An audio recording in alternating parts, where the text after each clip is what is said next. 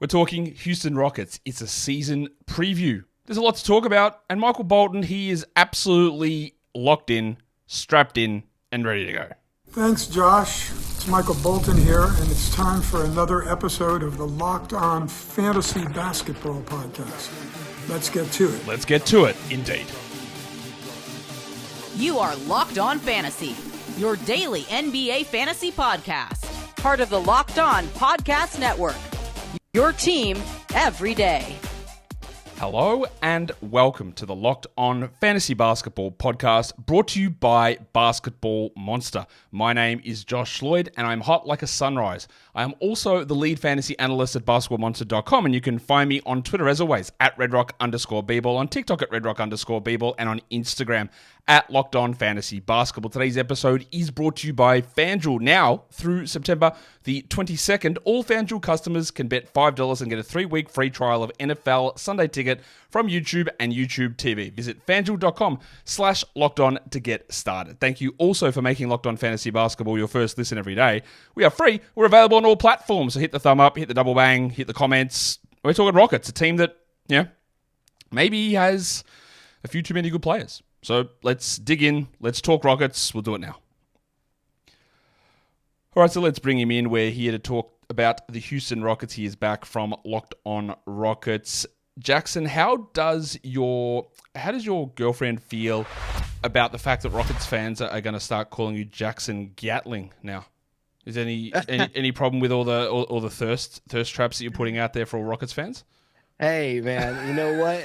I had to turn my Instagram private. It was a whole big thing. So no, we kid. Yeah, sort of. But yeah, you're a big man in town. You're out there talking about this Houston Rockets team, which is poised, we think, maybe to take a step forward. They definitely got the array of players to get there, and sometimes in the NBA you can have too many players that causes concerns and minutes and consolidation things that may happen, and we've chatted about this at length.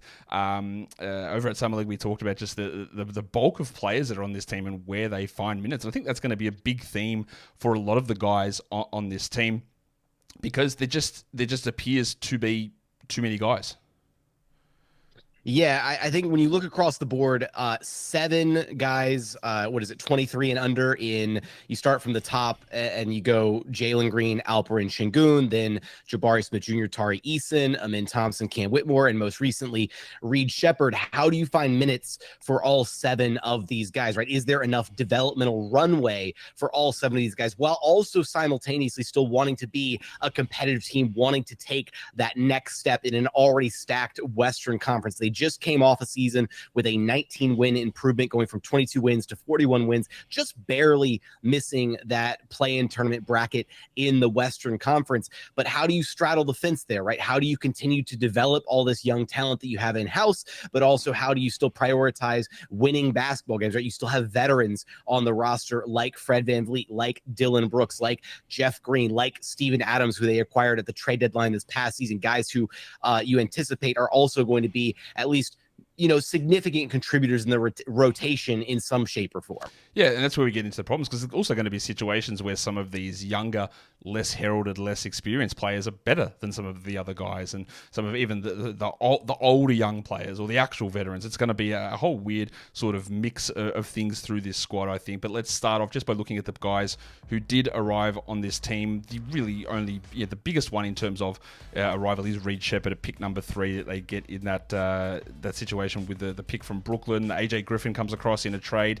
They sign Australian legend Jack McVeigh to a 2-way, and then N'Faly Dante comes in on a 2-way as well. Not many minutes, I'm going to guess, for those guys are going to be available. But Jackson, people need to know this. Obviously, you're from Houston, so cheating is in your blood. Nothing about getting stuff out of trash cans or anything like that. But when I asked for the biggest arrival, you had to fudge the... Again, I don't blame you. You're from Houston. That's what happens. You said the biggest arrival on this team is Tari Eason, because Eason, of course, barely played last season with this stress reaction that turned into being a benign tumor on his leg. So he does rejoin the team. Eason is a guy that fantasy managers love. A lot of real-life people love a lot of real people don't understand how good he can be. And you look at his numbers, they're not that exciting. 10 points, 7 rebounds, 22 minutes. But he is an excellent rebounder. He's an excellent defender. But, like, well, again, where does he play? How do you find more than 22 minutes for Tari Eason this season? Because it's year 3. Like, it should be a breakout. But where do you get the minutes? Yeah, I think that right now you look at the glut of minutes kind of in that around that wing position for the Rockets, right? So Dillon Brooks and Jabari Smith Jr. project to be your starting 3 and 4, and then Tari Eason you think is going to eat up a bulk of those minutes coming off the bench, some at the 3, some at the 4, and there's obviously going to be potentially some times where you shift lineups, maybe you go small ball, and maybe that's how he opens up some more minutes there. But then you've also got to find minutes for Amen Thompson, who basically played a pseudo wing role last year, was less one of the guards on the floor at times and more often one of the wings on the floor at times. So how do you then factor him into those minutes as well? I think that Dillon Brooks is probably the guy whose minutes get kind of crunched the most as far as where these minutes are going to ultimately come from. The really good thing about Ime Udoka is he runs things like a meritocracy, right? If you are one of the best players on the floor, he will reward you. And through at least, 82 games plus the 21 that he played last year. So through about 103 games of Tari Eason's career, he has showcased the fact that when he is on the floor, good things happen. He is a defensive playmaker. He makes all kinds of things happen on the defensive end of the floor. Offensively, he kind of stays in the lane. It stays in his lane. He does what he's supposed to do. And for whatever reason, just good things happen when he's on the floor. When you look at his just raw plus minus numbers, the only 2 Rockets that he trailed were actually Fred VanVleet, who led the team by a wide margin this past season, and then Jock Landale. Just from sheer raw plus minus, when he's on the floor, the Rockets win the minutes that he is on the court. How you can keep a guy like that off the floor is beyond me, and I think that as we see this next season progress and develop, Tari Eason is going to win those minutes over potentially guys like Dillon Brooks, and maybe even potentially over minutes from Jabari Smith Jr. The problem with all that is, I agree. Like, it is, you could easily make an argument that Eason can be or is a better player than Jabari Smith in many different situations. But any time that you try to say, well, Eason will just get minutes here, you go, well, he'll play at the 3, and you go, okay, well, Dillon Brooks is there, and you go, but then Cam Whitmore's got to play at the 3, and then you're right, Amen Thompson would play at the 3, and you go, well, they'll play some small ball with Tari Eason at center. Go, well, Jabari Smith can do that, and then they've got Steven Adams, and they've got Alperen Şengün. In every direction that you look, there's 2 other options that they can put. And honestly, like, Amen Thompson played minutes at center at times, especially offensively, last season when Şengün went in. Not that that's going to be something they go to, but there are so many different directions here. And, we're going to focus on this later on, like, one guy off this team, Dillon Brooks, will open up so much for everybody. Your positions will open up, minutes will open up, roles will open up. Everything will sort of coalesce into this, like, oh, now we get it. So while Eason might be a player that, is sitting around that 22 minutes and being really, really impactful early on, maybe he gets to 26 or 27 later, or maybe Whitmore jumps ahead of him, or maybe Jabari, who we're going to talk about later, jumps ahead of him. There's just so many directions that all of this stuff can go that does make it a little bit confusing in terms of working it out, where Ime Udoka values these players and all the different permutations of combinations that we can get to. We're going to talk about the guys that they lost soon. That's going to be a really short segment, but today's episode is brought to you by eBay Motors. Passion, drive, and patience is the formula for winning championships. It's also what keeps your ride or die alive. And eBay Motors has everything that you need to maintain your vehicle and level it up to peak performance. You might have brake pads or superchargers, or you might have some sort of LED headlights, floor mats, racing seatbelts, which I'm sure, Jackson, you've got your car fitted out with, all from eBay Motors as well. And there's 122 million parts for your number one ride or die. Now, you don't have to search through all of those parts. I'm sure there are filter options available so you can find actually what you want really quickly, because that would be silly if it wasn't. And they know that you want to have that peace of mind. And that's what guaranteed fit is, because if the part does not fit your car, you get your money back. That is a guarantee, and that is why it's called Guaranteed Fit. Guaranteed to fit your car. So keep your ride or die alive at ebaymotors.com. Eligible items only. Exclusions apply. eBay Guaranteed Fit is only available to US customers. Jackson, the players that left this team are not very interesting. It's Reggie Bullock, who apparently now is Reggie Bullock Jr. I saw, and then Boban Marjanovic is floating around with no team to play for, which is a sad time for all NBA fans. But that's it. They're the guys that left, so we don't really need to. We don't need to focus on that at all because there's nothing. Just gloss right over. There we go. These are guys that did not play and would not play, and we don't need to worry about that too much. But let's talk about, for all of the talk that we have here about like the difficulty in the rotation, the projected starters, it's really impossible to argue this is how they're going to open the season. Fred VanVleet, Jalen Green, Dillon Brooks, Jabari Smith, and Alperen Şengün is what you put there. Now, I'll address a couple of things. There'll be many people who go, well, they've got to start Amen. There'll be people who say they'll just trade Fred VanVleet and start Reed Sheppard, which I've heard multiple times, which, again, absolutely no chance that is happening. Just quickly on Fred, we're not going to talk a huge amount about Fred. He was very, very clearly, I thought, not very clearly because Şengün was there, but I thought Fred VanVleet was equally their number one, their best player last season. The advanced metrics line up that way as well. He was clearly ahead of Şengün in that area. And even though he is a smaller guard and he's getting a little bit older and he's probably not on the team after this season, Jackson, I don't think there is any way that he gets moved off from this season. Yeah, the way that I've kind of used the distinction is Alperen Şengün was clearly their best player. He was more or less the engine, but Fred VanVleet was the most impactful player, right? The reason we saw Alperen Şengün take the leap that he did last year was he had a point guard for the first time in his career who could, properly feed him the basketball and understood how to, run the pick and roll with him at a high level and all these different things that Fred VanVleet brought to this Houston Rockets team, the leadership, the intangibles, the off the court stuff. That's why he was their most important player. So easily you make the argument right there. 1A, 1B, Şengün, VanVleet.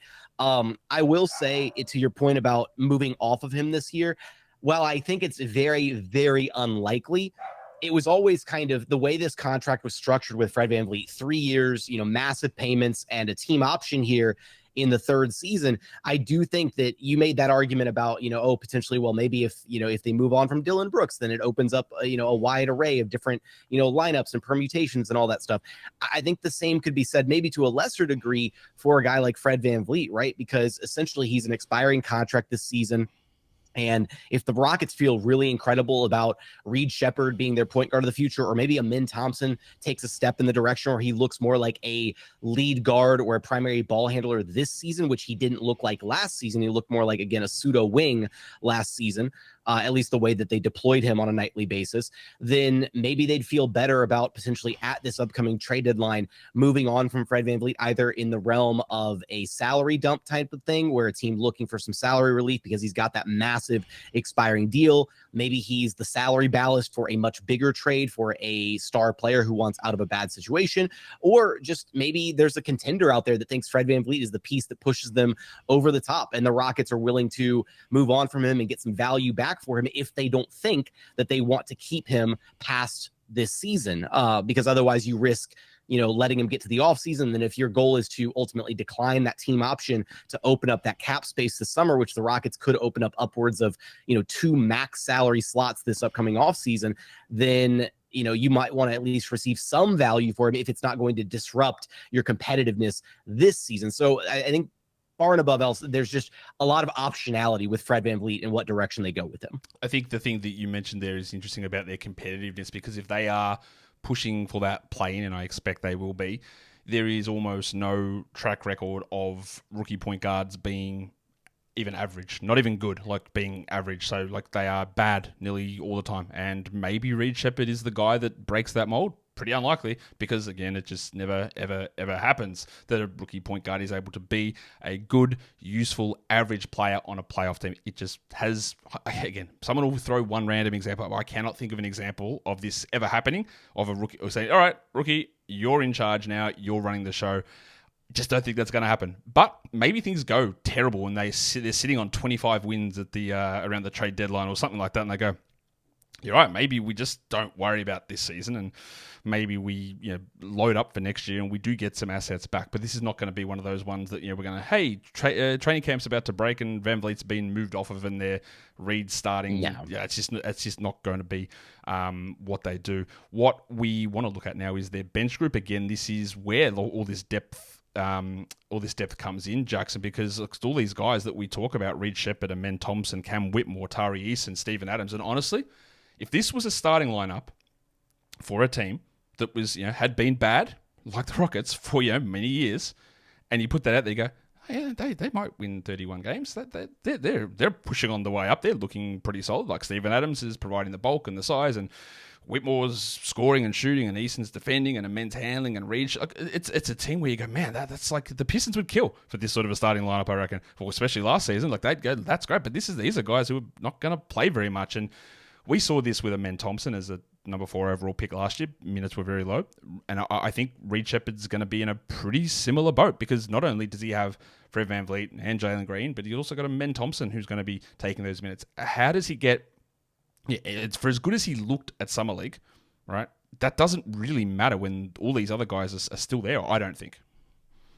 Yeah, I think it's kind of unfortunate because there's been some polling and stuff around, random NBA executives and scouts and whatnot of who they think is going to have the best chance to win Rookie of the Year. And Reed Shepherd comes away, number 1 in a lot of these conversations. But unfortunately, Rookie of the Year is oftentimes a counting stats award, right? And unfortunately for Reed, it's kind of a double-edged sword, because for him as the player and for his career trajectory, right, he got drafted to an incredible situation. He gets to come off the bench. He gets to be drafted to a winning situation. That's going to do wonders for his career and his development. But from a sheer awards standpoint, he's not going to be in the best position to win Rookie of the Year. Like you said, he's going to get maybe 15 minutes a night out of the gate if he's lucky, backing up Fred VanVleet. The big thing is, right, the Rockets have a guard they're able to back up Fred VanVleet with, to where ideally, even though he's a rookie, right, very similar play styles, very similar skill sets between Fred VanVleet and Reed Shepherd, to where there shouldn't be this massive drop-off in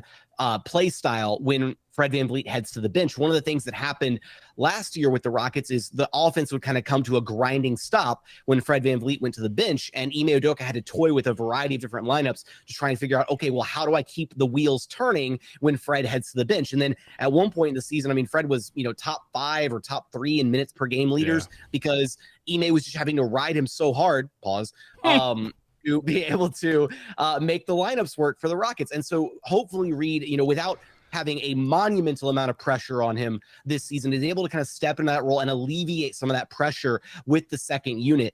But yeah, there's not a pathway for him to probably break even 20 minutes a night, unless they really look at, scaling back the minutes on Fred VanVleet, if Reed is the real deal right out of the gate. And again, it doesn't happen. Like, rookie point guards don't come in and are just awesome. Like, they struggle, especially shorter rookie point guards, like which Reed is. He's not particularly big. He's going to be solid. He's going to be okay, but like, I doubt he's shooting 50% from 3 as a rookie in the NBA. I don't think that's going to be something that happens. And even for Cam, we can talk about Whitmore and his ability to score. He's just, again, Dylan Brooks needs to just sort of move off this team for things to change around. And these guys are all super talented, and as soon as injury hits, we're going to look at all this stuff. But even you talk about winning Rookie of the Year with Reed Shepherd, I'm not sure if you're aware of this, but last season, Amen Thompson was the 4th highest rookie in terms of EPM, impact, and there was only about 6 rookies who were even a positive. It was Victor, it was Chet, it was Lively, and then it was Amen, all right? He was unbelievably impactful. You don't get rookies who are positive impact players. He was like a plus 1.6. That doesn't happen. No one talked about him anywhere close to Rookie of the Year. Or did he even make second team All Rookie? I'm not even sure that he did. He might have, but I believe he did. He should have been. He should have been like a first team guy. He was very, very impactful in what he was able to do. But when you're playing 18, 19 minutes a night and you're missing some games early on, it's just really hard to get there. And I think we're going to have that concern again with Reed, and people are going to do this in fantasy leagues. They're going to look at Reed and they're going to take him and go, but what if? There's so many things that need to happen, and maybe they do, but there are so many things that need to happen for him to get there that it's just, those probabilities, you multiply all those chances. 10% chance that VanVleet is traded, then 10% chance that Reed is good, and then 5% chance he's ahead of a man. And it's okay, so got about 1% chance of all this stuff going down. Numbers, do not quote back on those numbers, because I didn't actually calculate them in my head. All right, we are going to talk after this about the injury to Alperen Şengün. But first, today's episode is brought to you by FanDuel Sportsbook. Well, you've heard a lot about FanDuel, mainly coming from my word hole right here, but it is America's #1 sportsbook, and we have got something different for you right now, all the way through until September the 22nd. All FanDuel customers can bet $5, and you get a 3-week free trial of NFL Sunday Ticket from YouTube and YouTube TV. And then, with YouTube, a TV base plan, you're able to watch every regular season Sunday afternoon out-of-market game. All you need is a Google account and a current form of payment, and you can go in there and you can cancel that anytime as well. So go to fanduel.com/lockedon to download America's #1 sportsbook, and don't forget to gamble responsibly. Alperen Şengün, I think when we talked at this point last season, Jackson, I talked about how much I really like Alperen Şengün, and I think he's a real star in the making, and I think that the Rockets had been sort of misplacing him or misusing him. Shout out to Stephen Silas, but we worried a little bit about what Udoka would do in terms of the defense, especially after their full-throated pursuit of Brook Lopez. We go, okay, what are they going to do? How much blame will Ime put on Şengün? And there were a couple of moments of him getting benched through fourth quarters, but overall, it was a huge breakout season for Şengün. There'll be some that still say, well, they've got Steven Adams in here. Is this because they're still not fully trusting Şengün? We'll talk about that part in a second. Oh, yeah, I see you shaking your head saying, no, that is not true, Josh. Shut up. But he had that significant injury at the end of last season. So let's just give a quick update on that. It looked like there could have been a 6, 7, 8 month injury, and thankfully we avoided that. But I didn't see him floating around Summer League this year, but he's all ready to go.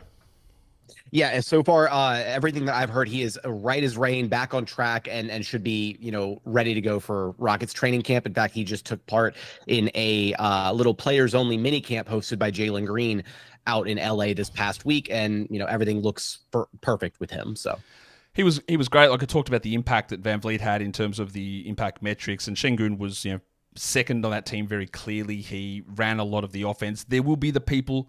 And I'm sure you've heard it, Jackson, that people will point to go, well, as soon as Şengün went out, look what happened with Jalen Green, and we went on this 11-game win streak or whatever it was. He was holding us back by building the offense around him and his lack of defense.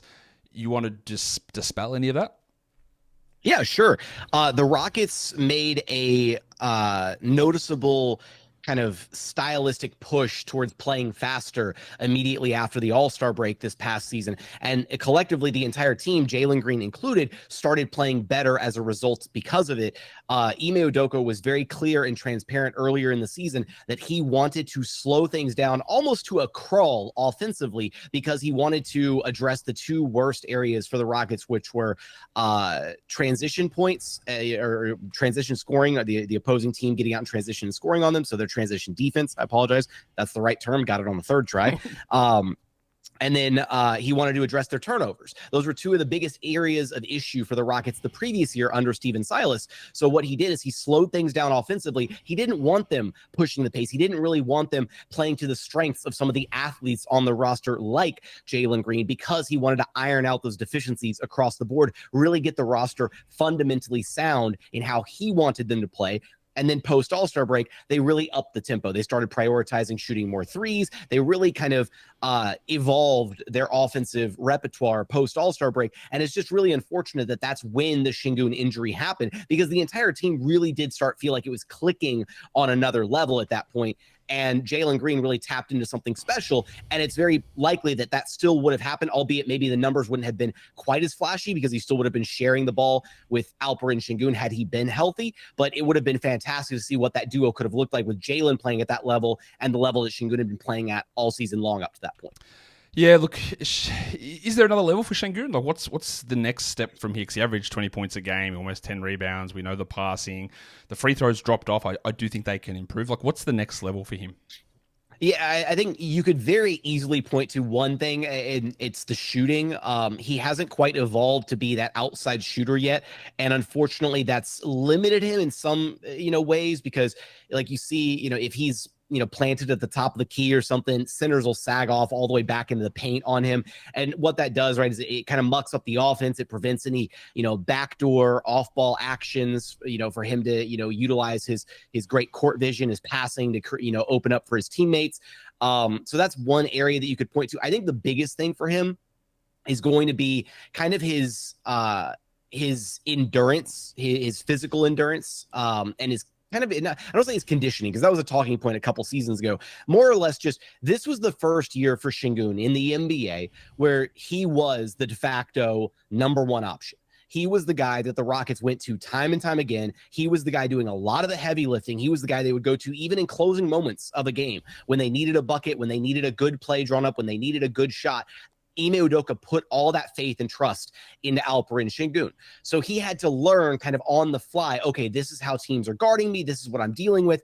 And that usage, right, constantly battling night in, night out, takes its toll on your body as the season progresses. At various points last year, we saw that Alperen Şengün was dealing with kind of a nagging back issue and just kind of some of these lingering injuries that started to pile up over the course of the season. So I think the biggest thing for him is just being physically stronger and being able to deal with kind of the durability element of a grueling 82-game season and just being able to scale up further from there. I don't think it's a matter of, he needs more touches or he needs to, do XYZ differently with his game. I just think that he's going to step on the floor this next season. And if he's given the same amount of leash that he was last year, I think he's poised to just level up again a little bit further, because now he knows what it's going to look like when he's number one on the opposing team's scouting report night in, night out. Let's talk about the player that you have nominated as the guy to watch for this season. And he was a very high draft pick 2 years ago. I think most people would say it was probably a little bit disappointing from Jabari Smith as a rookie, but then I would think that a lot of those people, Jackson, may have ignored the big steps forward that he did take last season, because he was significantly improved. He was able to ramp up some of his usage. The shooting was a little bit better. It's still not exactly where it needs to be, but he averaged almost 14 and 8. He played 32 minutes a night. He was up to 36% on his threes. There's still some concerns with his 2-point finishing, but that was one of the things coming out of Auburn as well. It's what does he do that's inside the arc? And he had some moments playing center when Şengün went down at the end of the year, but there are still going to be some people who are why isn't Eason starting here in this spot, and where is Smith going? But he did take significant steps forward last season from a guy that was lost a lot of the time. Again, shout out to Stephen Silas. He was lost a lot of the time as a rookie. He sort of found his spot. And I do think there is maybe not as big of a leap coming, but I do think there's room for this to get significantly better here in year 3. Absolutely. Look, you look at a guy like Jabari Smith Jr., and he's still, I think he's still capable of being so much more than just a traditional plug and play, jumbo 3-and-D wing. You see the skill set that he has. You see his ability to create his own shot when you put him at the elbow and let him face up, or you put him with his back to the basket and let him back down, maybe a smaller defender.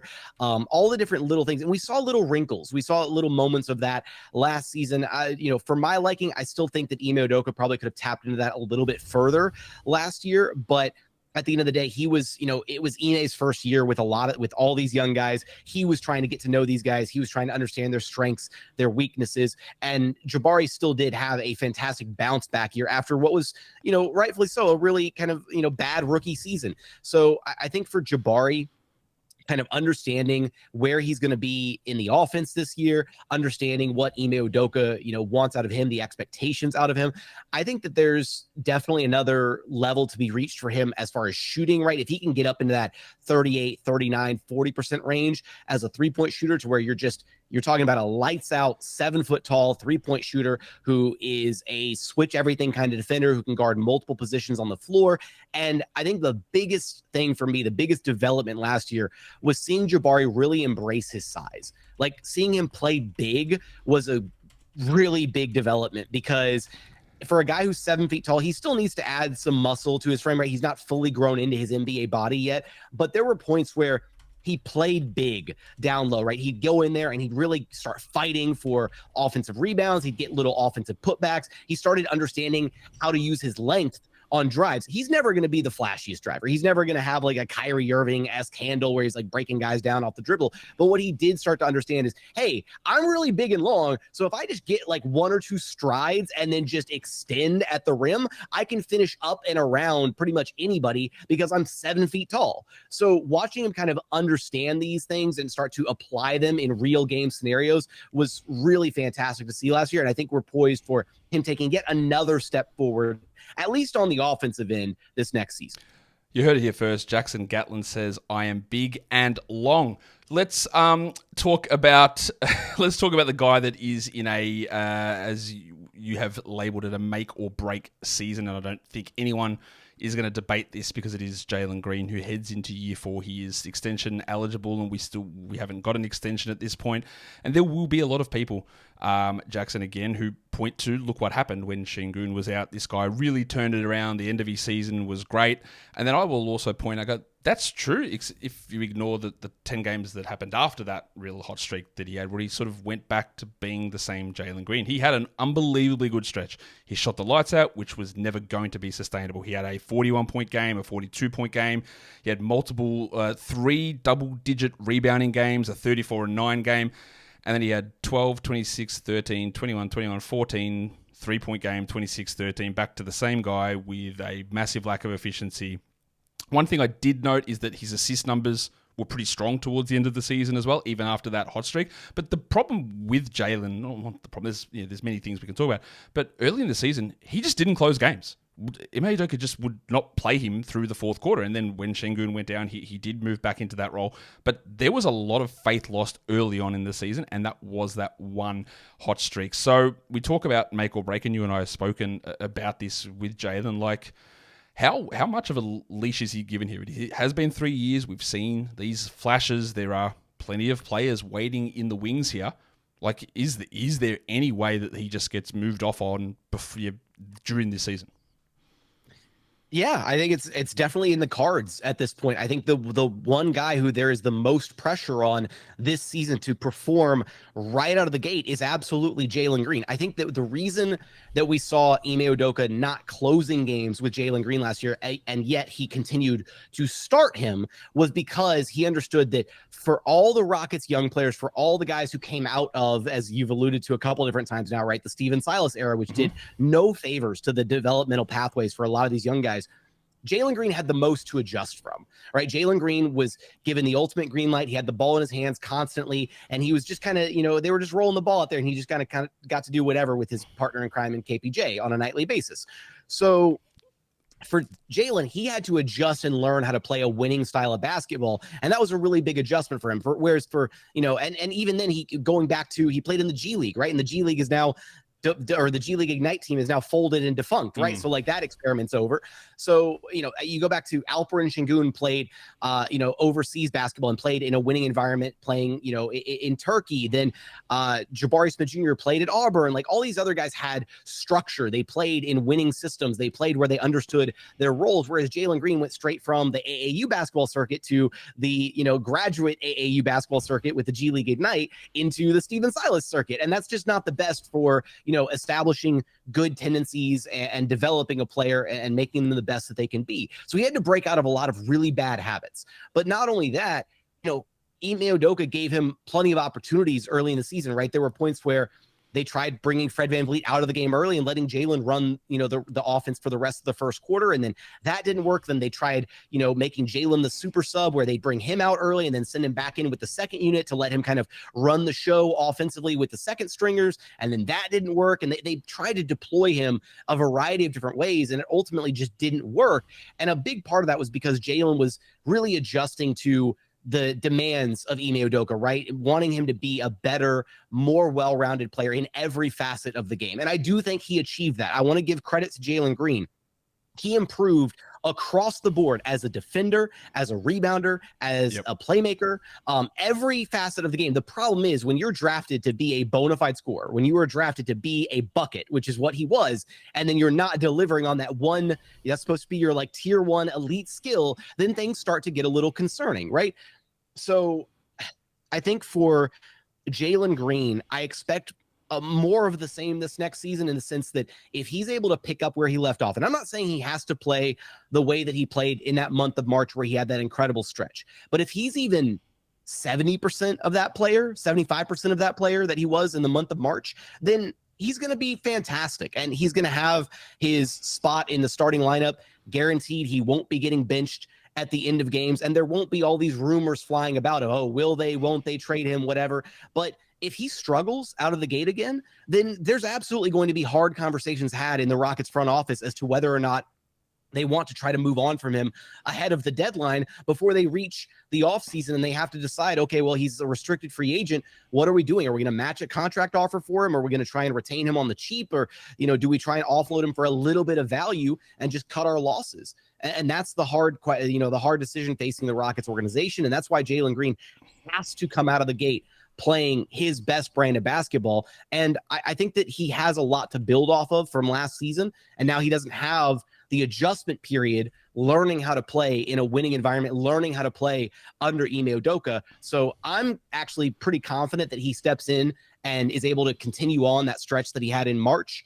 I will say, to highlight your point about kind of regressing after that point in March, there was a point where the Rockets really were gunning for that 10th seed, that play-in spot. And unfortunately, things started to break a little bit differently, and the Warriors pulled ahead. And then ultimately, they had that game, that head-to-head against the Warriors late in the season, which all but officially eliminated the Rockets from that play-in hunt. The wind was kind of taken out of the sails of a lot of the young guys in particular when that game happened. So I do think that while it's not an excuse for him kind of coming back down to earth, I think there was a little bit of like, okay, well, what are we playing for anymore? Like we're eliminated. Are we really going all out again? So at least just to provide a little bit of context to why some of the numbers came back down, not just for Jalen, but for other guys on the roster as well, once they were kind of eliminated. Yeah, like that definitely is a part of it, but like it's also one of those things where he was rolling against a bunch of teams who were also pretty bad, and then they took on Dallas, Minnesota, Golden State, Miami, and then Dallas again, and got pumped in all of those games, and he was like a -22, -16, -11, -12 in those games. So like he was great in the good games, and then he was part of the problem in the bad games. There was guys out. It is one of those ones that we just have to watch really closely, because we've seen the good, we've seen the bad, we've seen the different ways that this can go. My burning question for you for this for this upcoming season is regarding Amen Thompson, because I really liked Amen coming out of the draft. He was one of my favorite prospects in the draft. I would have had him at number 3, I think, overall is where I had him. I thought he was super impressive in the games, even like he went down to the G League and he dropped almost a quadruple double, I think, in one of those games. He defends at an unbelievable level. I thought his passing was okay. Obviously the shooting's dreadful, but he played center, he played some point guard, he played in the wing, he played all over the place. But like with all of these guys, outside of a trade, how does he work into a role that gets him 26 minutes on this squad? Because that, again, seems really hard to do. The biggest barrier for Amen Thompson, and we discussed this on a recent episode over at Locked On Rockets, is actually not the shooting, I don't think. The biggest barrier for him is going to be the handle. Okay. Early in the season, so he played, I want to say it was 5 or 6 games before being sidelined with the ankle injury early in his rookie campaign. And it was very evident in those first 5 or 6 games, the Rockets and Ime Udoka were committed to letting him kind of work through the bumps and bruises of being that backup primary ball handler for the team, even though he was not ready for that role whatsoever. It looked rough in those first 5 or 6 games. He goes out for about a month. He also had the flu and some other stuff, comes back, and then they decide, okay, hey, we're not going to try that anymore. We found something in, staggering Fred VanVleet, Jalen Green. We've also got Aaron Holiday now absorbing some ball handling duties. We're going to deploy you as a wing. And that worked considerably better. Amen's next level up in his game will come from him tightening his handle and becoming more confident in his handle. Because we've seen the likes of players, and I'm going to have to reference this guy, even though he's, done nothing in recent memory, but Ben Simmons before, falling off, drastically was, same skill set as Amen Thompson, elite defender, great size, great playmaking ability, couldn't shoot worth a lick, right? That's kind of the same archetype of player. If Amen can get to a place where his handle is considerably better, then that is kind of the barrier right now for him unlocking further minutes, because I think right now he can only really realistically be played in that pseudo wing role. If you play him as your primary ball handler, I think, and this is me going off of what he looked like last season, not what he's worked on this offseason, not how he's going to look this upcoming season, but just going off of what he looked like last season. He wasn't ready to be a full-time primary ball handler. You could pass him the ball in transition and he could take off and, create for himself or kick it out or whatever. But especially in the half court, he looked like he really struggled with his timing, his decision-making, whether he was going to stop and pass, whether he was going to drive all the way and finish at the rim. him, just those little things. And he also didn't have many counters to his game. He had to rely a lot on his just pure athleticism, his explosive first step to be able to get things done. And if a defender walled him off or blocked him, he didn't really have like a go-to, like, okay, I'm going to reload and go back this way and attack. I'm going left, let me attack right now. So for him, the handle is a bigger thing, I think, than even the shot at this point to unlock further minutes. And I really do hope that he's worked on it considerably this offseason, because even without the shot, even if he's, never develops an outside shot, we've seen a player with that exact archetype work where you just put 4 shooters around him, give him the ball, and let him get downhill. We've seen the Russell Westbrooks, we've seen the Ben Simmonses, we've seen these guys work at a very, very high level before. So I think that's going to be his pathway to more minutes. But it's also not like you mentioned a couple times this episode, right? Okay, well, is Reed Shepherd playing ahead of Amen Thompson in that role? I think, the benefit of what the Rockets have kind of grown here, all the different young guys that they have, is that Amen Thompson works with so many of these other guys. Yeah. Is that, you can have a future backcourt of Reed Shepherd and Amen Thompson where neither of them are stepping on each other's toes. In fact, they're actually perfect complements to one another in a backcourt tandem setting. So I do think there's a world where, I don't know if we're ever going to get to like the hot take section here, but you mentioned it earlier, right? Offloading Dillon Brooks is clearly the easiest way to, unloading or to opening up some minutes here. If the Rockets did that, then that would open up a lot of minutes for guys like Tari, like Amen. The easiest way to kind of, do that. I think there's a very realistic future for this Rockets team, where as early as this season, maybe Amen Thompson is potentially injected into the starting lineup because he, very similar to Tari Eason, is a guy that you can't deny good things happen when he's on the basketball court. He's incredibly impactful. So you have to find a way to get minutes to guys like that.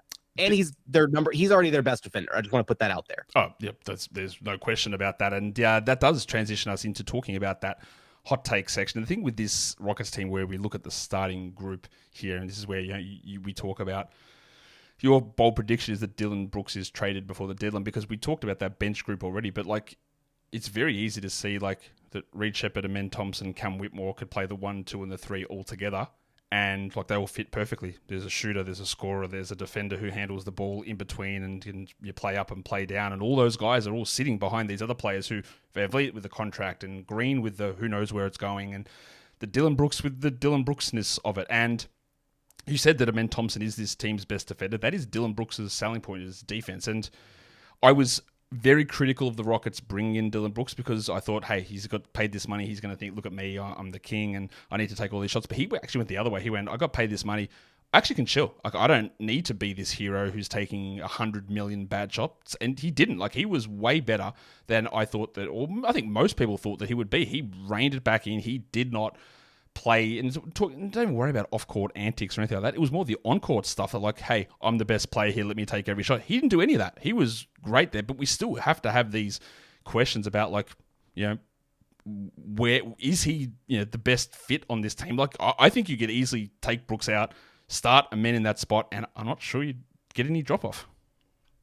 I think at least right now, I think you would get drop off, because unfortunately Amen doesn't provide the shooting. And that's kind of the biggest element here, is if you're starting Şengün, and this is now I will say this with the caveat of that does depend, right? How good, is Şengün's outside shot right now? He's been working on it this offseason, right? Does he come back in with a more consistent 33, 34, 35% three ball, or is he still struggling from long distance? Does Amen's shot look better this season? There's all these different factors to consider. I think from a spacing perspective, it's still really tough to throw Amen Thompson in the starting lineup without guaranteeing that the other 4 guys can space the floor effectively for him. We've seen what it looks like if you have 2 non-shooters on the floor at the same time. They have to. You can provide spacing in other ways, and Amen Thompson's clearly a guy who can use his playmaking, his passing ability to provide spacing. You can play him out of the dunker spot. You can do different creative things. It's not that it can't work. It's that the margin for error becomes a lot more razor thin when you don't have multiple shooters to space the floor for you. So from that element, I think it's difficult to just say, oh, just throw him in the starting lineup right now over Dillon Brooks and it works better. A lot of credit to Dillon Brooks. Like you said, he embraced the role that the Rockets envisioned for him. He didn't come in and dominate the basketball. He didn't come in and cause any issues. He was very much a glue guy. He gave the Rockets a bit of an edge.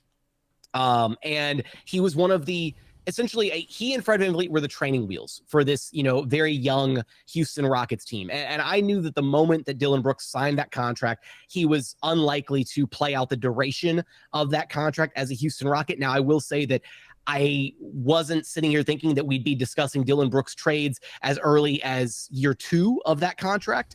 But the way things have progressed, with as exciting as this young core looks and as talented as some of these guys are, like Tari Eason, like Amen Thompson, guys who are literally waiting in the wings to take over that spot from Dillon Brooks, I think you can start to maybe, if you're the Rockets front office, if you're Rafael Stone, you could maybe start to, depending on how, the first few months of this next season goes, you can start canvassing and taking a look at, the NBA marketplace and seeing, okay, well, who would be in the market for a Dillon Brooks 3-and-D wing type player, right? And could you recoup some value for him and then inject one of Amen Thompson or Tari Eason into that starting lineup and seamlessly kind of open up all these minutes for all these other guys throughout the rotation? Because you're right, it does work out beautifully to where if Dillon Brooks is suddenly just, Thanos snap him out of existence, then all of a sudden it answers so many different questions for who gets what minutes and where across this roster.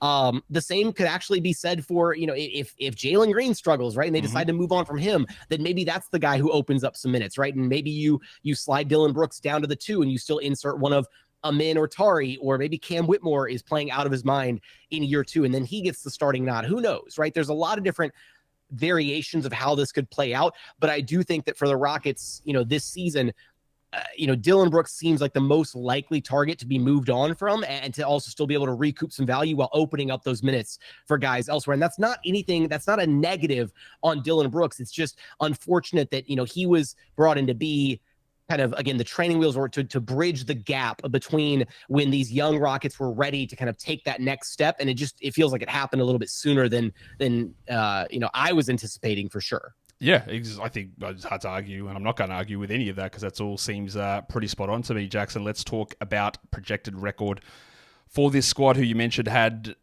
gigantic leap forward last season. We all expected them to take some level of leap forward, but I'm pretty sure when I did my team over-under wins at the start of the season and their over-under came in at like 14 ahead, I was like, I think they're going to be better, but that's a gigantic leap. Like, teams don't normally jump up that much. There was about 5 teams that had double-digit win increases or decreases last season. The Rockets almost hit 20 in terms of how they improved. You've got them going up a little bit more to 47 and 35, and again, that puts them well over 500. It puts them into the play-in mix, and I think that's pretty realistic. Of course, the Western Conference is going to be pretty tough, but this is okay.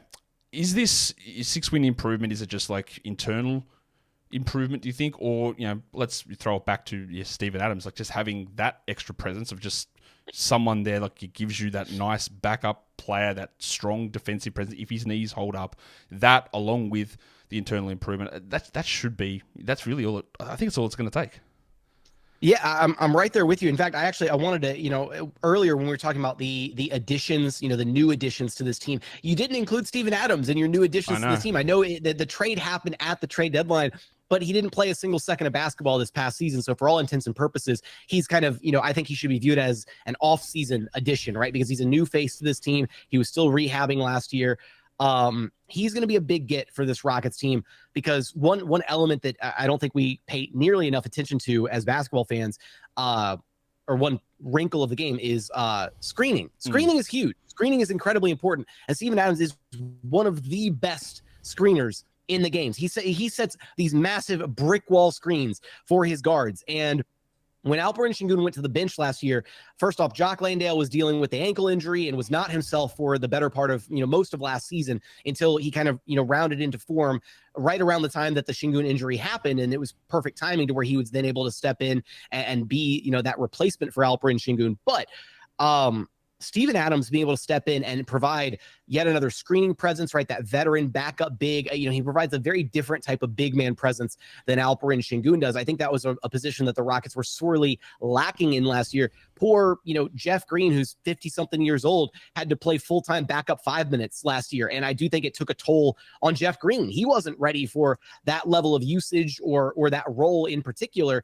And, it put a lot of extra miles on his body last season, where the first month or so that he was playing, he looked great. And then the shooting just plummeted after that. And I think playing the backup big man role was a lot for Uncle Jeff. So having Steven Adams is going to be, a huge addition to this team.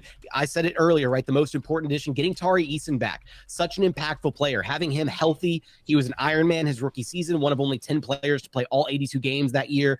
Having him back is going to be fantastic for this squad. The addition of Reed Shepherd, who, again, gives them kind of a Fred VanVleet mini-me, to where there's hopefully not as much of a drop-off offensively out of that point guard spot when Fred does head to the bench. And I do think that Reed Shepherd is going to be yet another one of those rookies who, I know we talked about, rookie point guards and not leading teams to the playoffs and whatnot. I do think he's going to be one of those rare cases of a rookie who is an impactful winning player in the minutes that he is actually on the floor. So be on the lookout for that this season. So you start to factor in all these different things. You factor in whether, can Alperen Şengün take another step forward? Can we get the good version of Jalen Green? Is Jabari Smith Jr. poised for, a year 3 leap, even if it's a small one?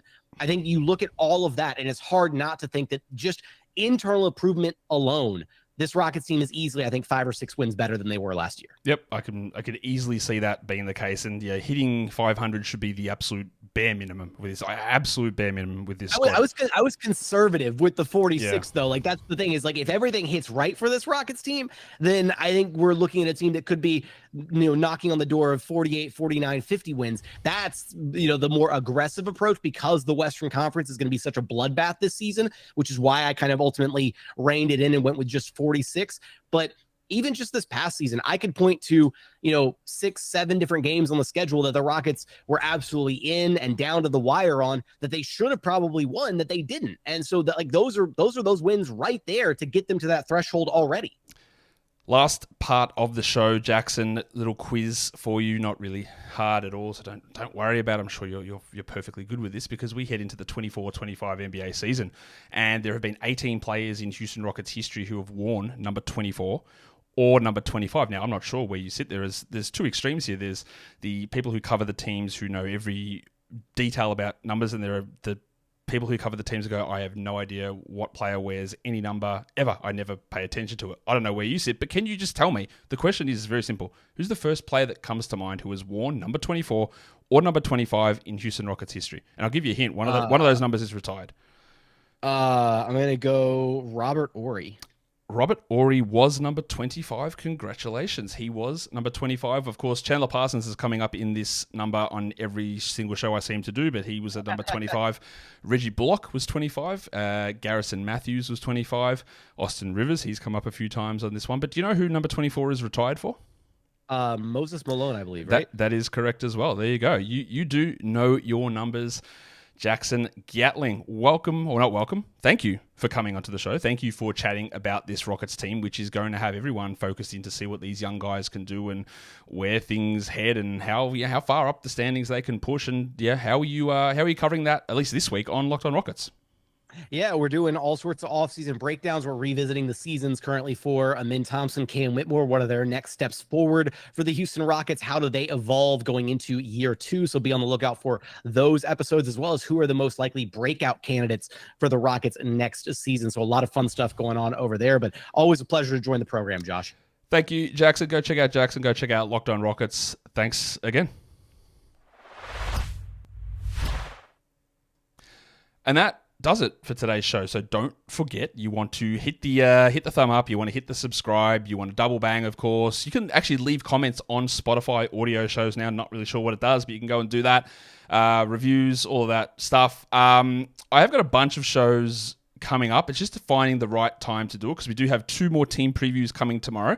I'll tell you who they are. We're doing the Pistons and the Pelicans tomorrow. Teams with, honestly, possibly outside of the Warriors, the most uncertain starting lineups of anyone. I've got some shows coming up on players expected to have the biggest change in usage in minutes. I will have a points league mock draft coming. Not sure it will come this week. It might come next week. I'm not sure, but it is coming really, really soon. A whole bunch of different shows that are coming up. We've got a very, very packed schedule. So, yeah, you don't want to miss it. Guys, we are done here. Thank you so much for listening, everyone. See ya.